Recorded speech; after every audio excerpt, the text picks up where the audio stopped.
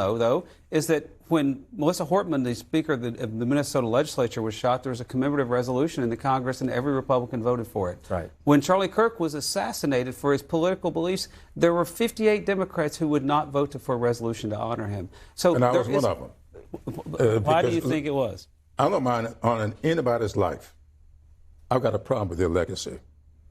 And I know what the legacy of Kirk was.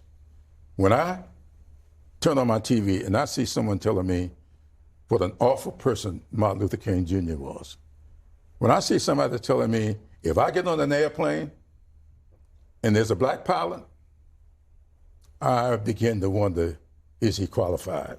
What does that mean? Those are the words that came out of his mouth. That's not what he said. And that is exactly what he said. I got the exact quote. It's not in context at all what he was talking about. It was a conversation about affirmative action. You know that, Congressman. This has been well litigated and well debated. Everything about black people is about affirmative action. And so what's wrong with affirmative action? No. Look, you're telling me that when I came out of college and couldn't get a job, that was because I was not qualified? That's not what I'm saying. Well, what are you saying? What I'm saying is Charlie Kirk was very clear. If these companies openly say that they have to somehow fill a quota of people, whether it be a race or gender, not based on merit, but based on their race or gender, the obvious should be clear to everyone, which is that person then qualified? So that's an obvious question.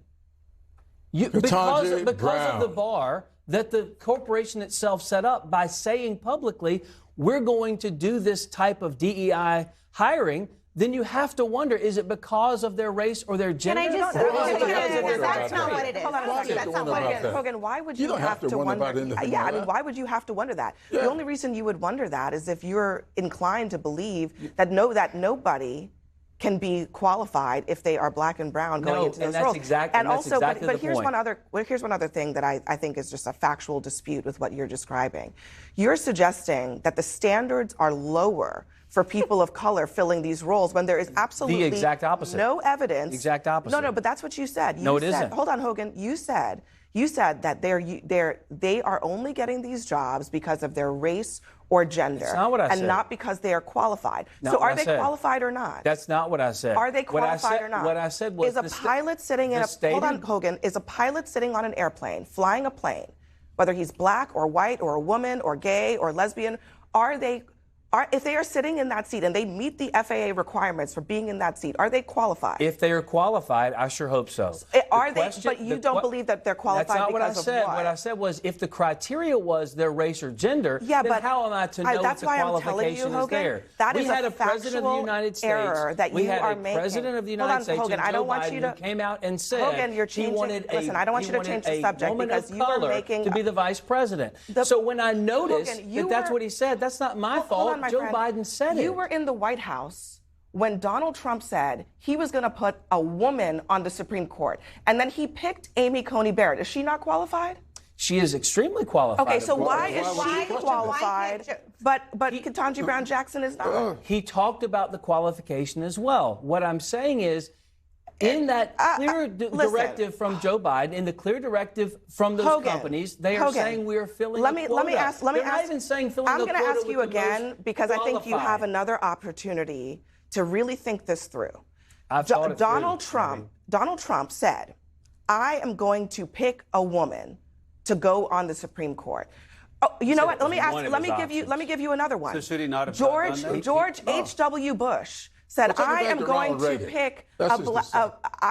to pick a black man to fill a role on the Supreme Court. Are those people unqualified? I want always the most qualified people to hold those jobs. Are they qualified or not? It depends on their qualification. Was it a quota or not? It's always a quota when you base it on race or gender. If you base it on qualification, if the person is hired as black or a woman or whatever, it doesn't matter. That's Let me just ask you a direct question. It's the ultimate meritocracy. Is it okay for Donald Trump to have DEI quotas or not? It's not okay for anyone to have DEI quotas. So then why did he have a DEI quota, by your definition, for Amy Coney Barrett? He didn't. He said that was one of the selections. People said he should fill it with a woman. Okay. He said he was going to fill it with a woman, and he did. He did not only interview women for the job. Correct. Okay. So I'm sure Joe Biden didn't openly did. interview men for black women for the job. Joe Biden had said as he went in his search process, his short list would be all women of color, and they were. Listen, and they were qualified. No, that's not true. They were qualified. We're taking issue Brad, with the criteria. criteria. Brad, I just think it's you guys are misleading. I don't want to. I'm not going to say you're lying. I'm just going to say you're misleading about what Donald Trump said the day after. Justice Ginsburg died. He said he was going to pick a woman to replace her. He said that. Okay, I'm not paraphrasing.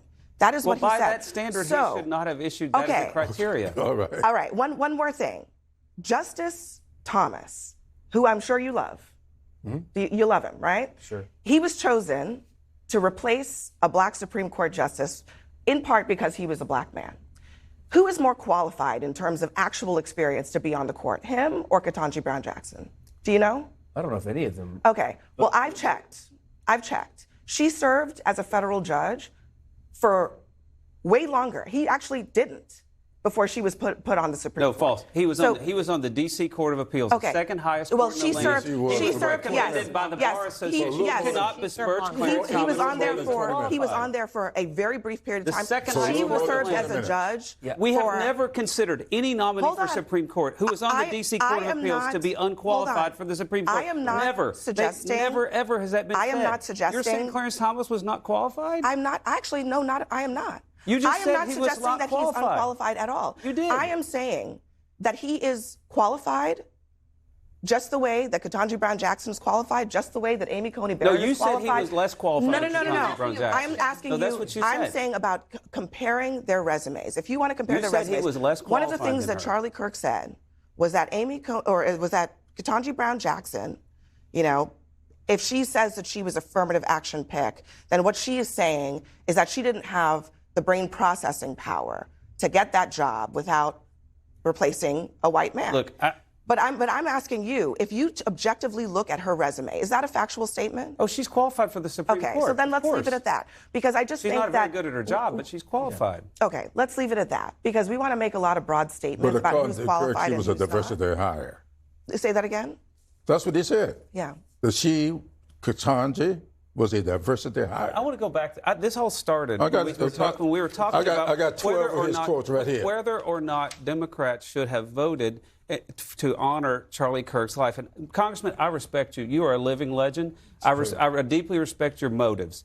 However, I think that this is a question of whether we honor people who gave their life to public service. I didn't agree with Charlie Kirk on everything. Okay. But he gave his life to public service. I'll let you have the last word on this. Go ahead. But let me just say this. His life is one thing, his legacy is another. Now, I honor everybody's life. But when you tell me that was a diversity hire, when you tell me you're going to give thought to whether or not a black pilot is qualified, something else is going on in your head, and that's a legacy that I will never vote to honor. So if they're taking legacy off, which we asked them to do, and just honor his life, you got my vote.